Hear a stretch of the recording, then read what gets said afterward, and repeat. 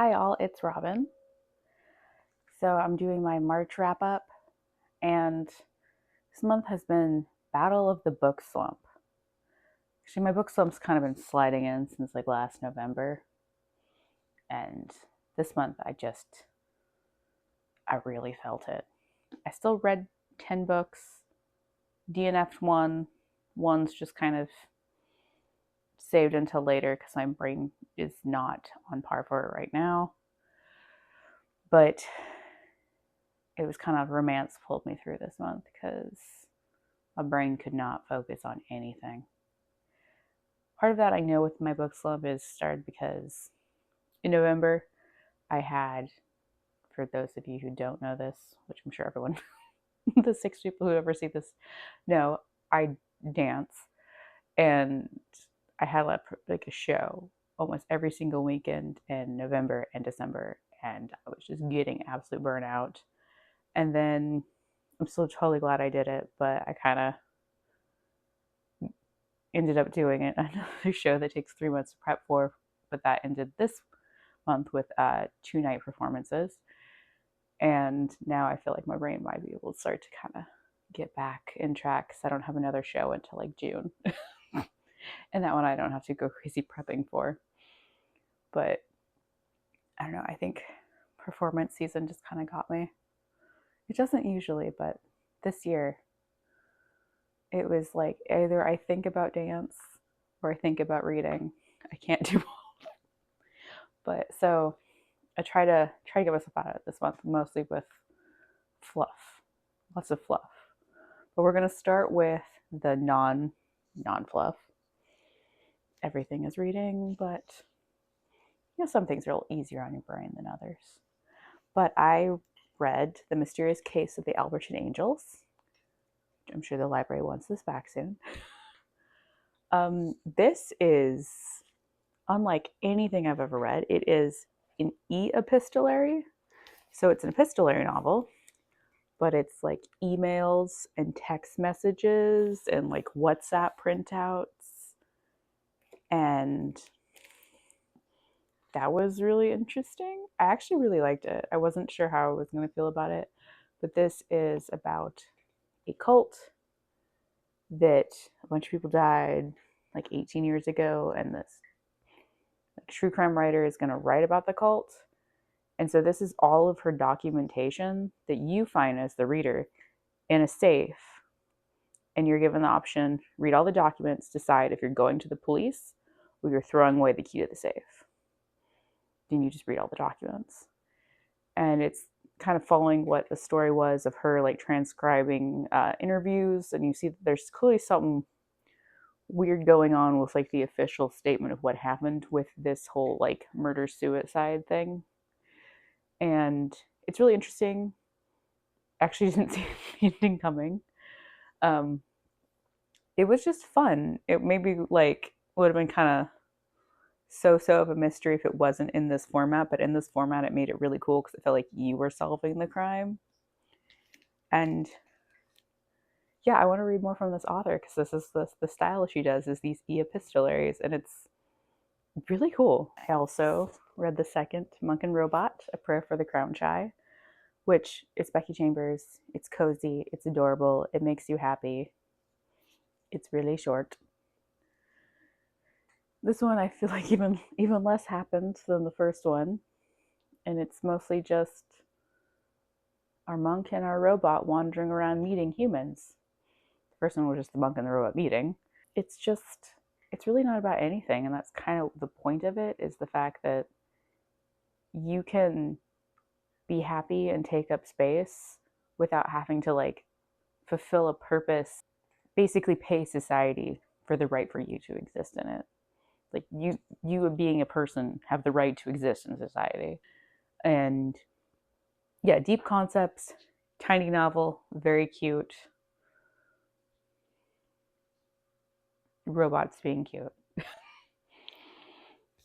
So I decided to do the Read It or Unhaul It challenge that uh, Emily Fox does on BookTube, because I saw that and I thought that was really smart because As you might guess, there's a lot of unread novels back here because I just have an addiction with buying things.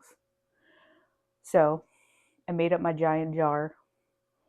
I'll insert a clip with me looking exhausted with my giant jar. I own a lot of books that I have not read. So everything I own that I haven't read is in this jar. No, I don't know what the number is. I lost count. So let's see what our first pick is.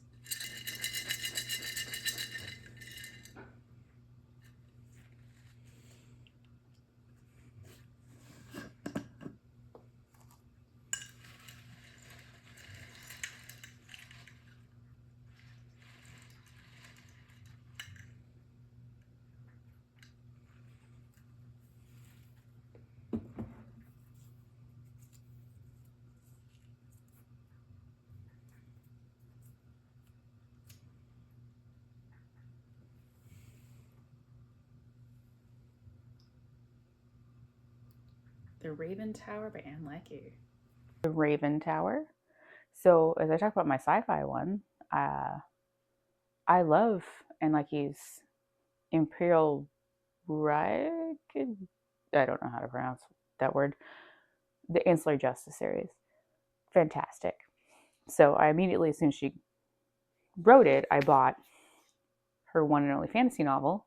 Never picked it up for some reason. I just had it for years. So it was my first pull, and I see why Leckie has only read one fantasy novel. It's like it wasn't bad because it's Anne Leckie. Her writing is fantastic. Like without a doubt, her writing is amazing. It's beautiful. But this is kind of something that would be a great creative writing project in college. Didn't really work as a book. And by that, this is surprisingly a retelling of Hamlet, which I was not planning on. All of a sudden, that dawned on me about halfway through. I was like, wait a second. Is it Ophelia? Is she supposed to be Ophelia? Is this Hamlet?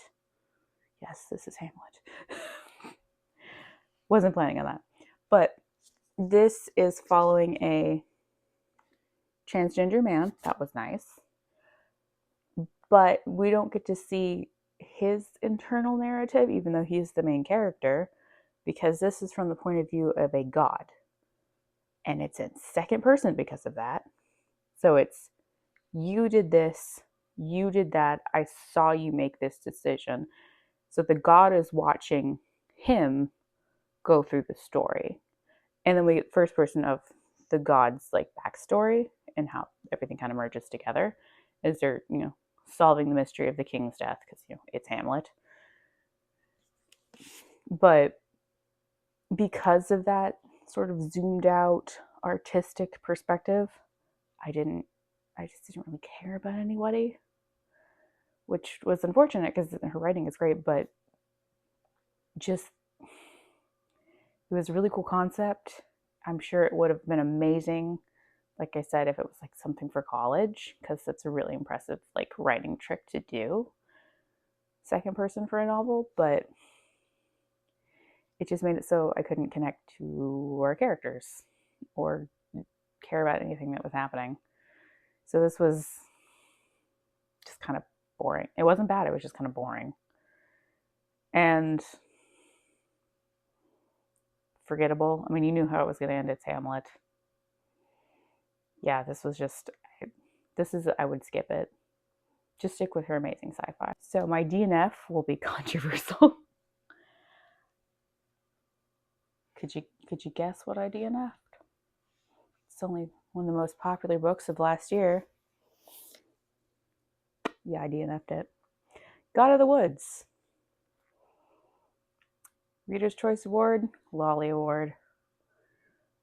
I got halfway through. The writing is great. I hated every character in it. And it got to a point about 50% where just everyone started making the dumbest decisions you could possibly make while being super irritating. That I was like, I can't. I was like cussing talking about this book to my fiance, and he was just kind of looking at me, and I was like, yeah, you're right, I should DNF this. He didn't say anything, but I was like, yeah, you're right, I should DNF this. It's making me just pissed off. And it was pissing me off not because it was like something in the book that should piss you off. It was pissing me off because it just seemed so ridiculous. Yes, I live in America, I know. And I'm a true crime fan. There is many cases, particularly in the 70s, terrible police work, wrongful convictions. It's a huge problem in this country. But when it's that plus every single other character making the stupidest effing decisions, one after another, I was like, I can't. I can't. I just looked up what happened at the end, and I was just like, that would have just pissed me off anyway. So yeah, unpopular opinion, I did not like this book. And I'm sure that did not help with the reading slump vibes. I just sort of, I gotta save this for later because my brain is just not into it right now. The picture of Dorian Gray. My brain is just not into it. I'm just not into it. I can't right now. And this is a time period of writing that I normally love. And it's the stylistic stuff that I usually really get into, but right now my brain is just not into this era of writing styling. It's like feels like a chore to read it. So I'm just like, I need to just wait till my brain wants to read this eras of Victorian era literature. So this is a save for later because I know normally I would love this book. It's just not right now. This was an ebook, but I decided to finally try reading something by Anne Rule. As a true crime fan, I'm surprised I have never read anything by her before. So I found out Kindle Unlimited has several. I picked up Small Sacrifices because it's the Diane Down story, and that is crazy. Her most famous is Stranger Beside Me, which I'm going to read soon. I just haven't picked it up yet. But I decided to start with Small Sacrifices because it's a really interesting case. Diane Downs, she attempted / succeeded with one of her children to kill all of her children. Say a bushy-haired stranger did it, so that she could be with a man who didn't want to be with her because he was married, and she's a psycho, crazy, obsessive person who was stalking him. So yeah, that's a crazy case to get the full breakdown on like her whole backstory, everything that like led up to that moment, and the investigation, and the updates of like because there's a point where she broke out of prison, and the author, because the book had already come out, had to go like had to have police protection because I thought she might come try to kill her because she was really upset about the book. So it was really interesting. Of course, sad, but really interesting. Everything else has been romance this month because that's no matter what, that'll get me through. March's pick for GP Fantasy Romance was The Winter Sea, and that was so good. I just absolutely loved it. I love historical fiction, so it was kind of like the perfect of both worlds romance and historical fiction romance. It was a writer in modern day Scotland writing about the past because she's a historical fiction writer. And she used the name of like one of her ancestors that she didn't think had ever been to this location. She was just using her name, kind of like imagining it through her eyes. And then every time she writes about something, she finds out through research it actually happened. And so you're getting both storylines and you're realizing that she's basically like has like genetic memories.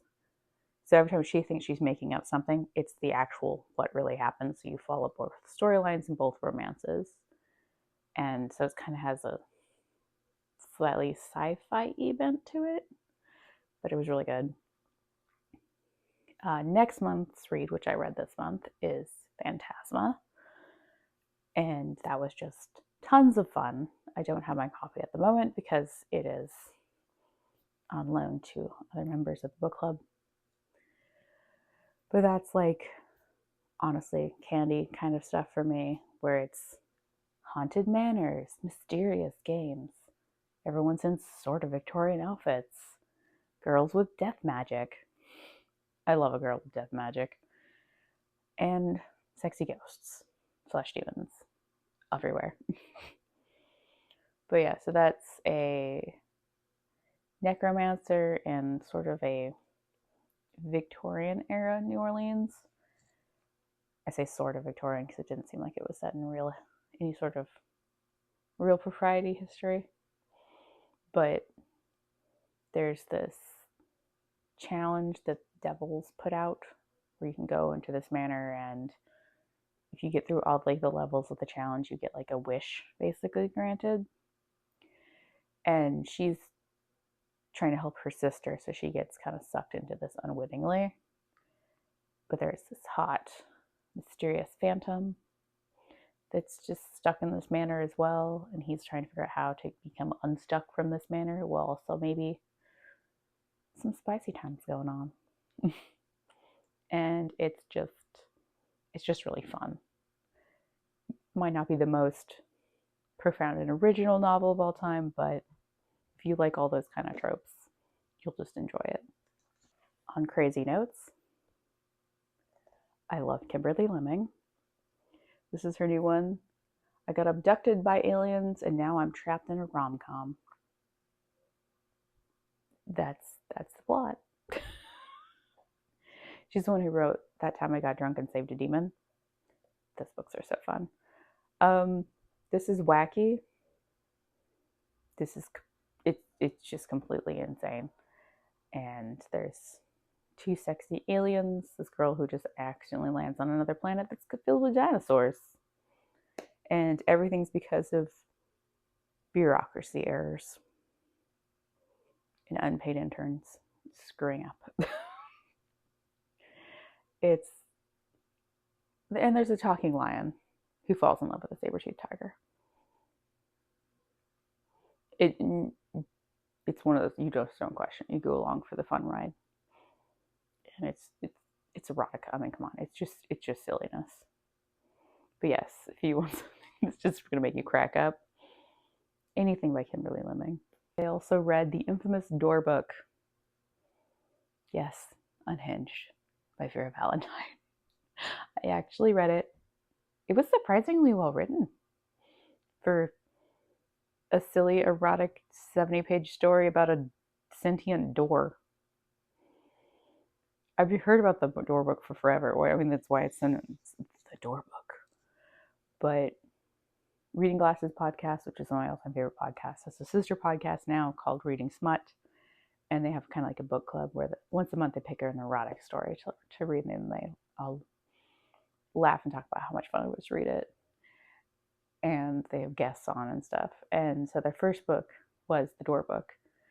And just we were in the car, I was listening to the episode. Even my fiance was cracking up listening to this podcast. Well, cracking up for him, which is like snickering. But I was like, I just have to read this. It sounds hilarious. And it was just ridiculously funny. And the door is a himbo. He's just like, I'm here to save you because I love you, because I am your door. And I don't know what's going on. Yeah, it's 70 pages of hilarity, but surprisingly well written. Way better written than I was expecting. So I picked up My Inconvenient Duke. This was a, checkout line at the grocery store grab. Loretta Chase. This is definitely not Loretta Chase's best work. It was fine. It's been a week since I read it, and I probably couldn't tell you anything that happened in it.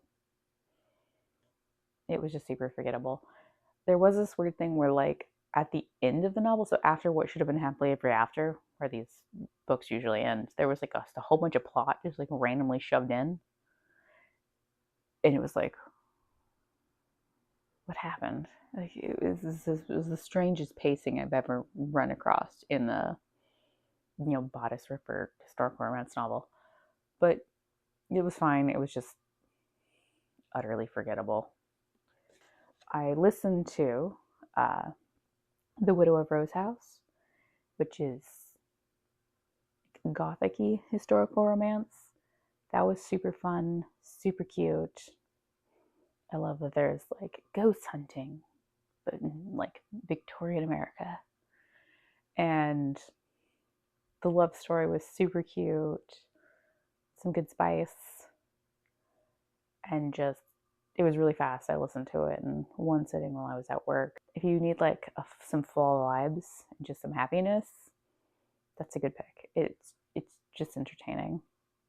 My last one is Always Be My Duchess by Emily Howard. I'm not sure how to pronounce her first name. I love this author. She is more recent, and her heroines are just super fun. They're super like more likely to punch you in the face than anything else, and they're spunky, and her stories are always just really funny. So this one is about a ballerina, a French ballerina, who is in London but can't get work because, as men do with performing artists, uh, basically require you to sleep with them to get work. And she basically told the guy to pound sand. So now she can't get work. When she runs across our Stone Duke, everyone calls him Stone because he seems emotionless and cold, which of course is classic. And he's super adorable. And they make a deal where so he doesn't have to get bothered by people all the time, and she can get work because he has connections. She like basically goes to a party with him, pretends to be his fiance, which of course, fake fiance. It's a classic trope for a reason. It's super cute, and them falling in love, and just everything's adorable. Yeah, that was everything I read in March. Happy reading.